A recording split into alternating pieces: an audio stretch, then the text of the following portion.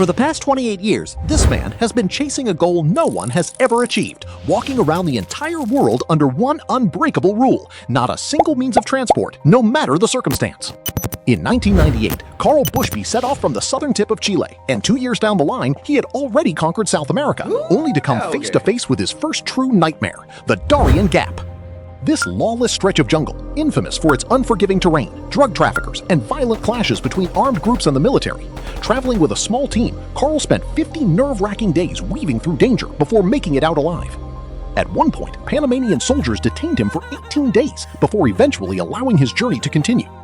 6 more years passed by as he crossed Central and North America, eventually reaching the Bering Strait, the icy divide between these two enormous continents. After waiting for the sea to freeze, Carl and French explorer Dimitri Kiefer pulled off one of the rarest crossings ever attempted on foot, even after drifting nearly 80 kilometers off course across shifting ice.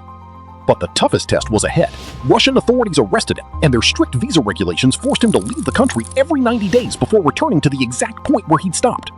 This bureaucratic obstacle turned his trek across Siberia, where temperatures plunged to a bone-chilling minus 50 degrees Celsius. Then, the COVID-19 pandemic would strike later.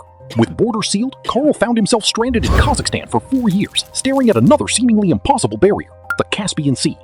With Russia and Iran off the table, there was only one way forward: to swim. Using a support boat only to rest and sleep, Carl and American adventurer Angela Maxwell completed the long 30-day crossing stretch, becoming the first people ever to swim across the Caspian Sea.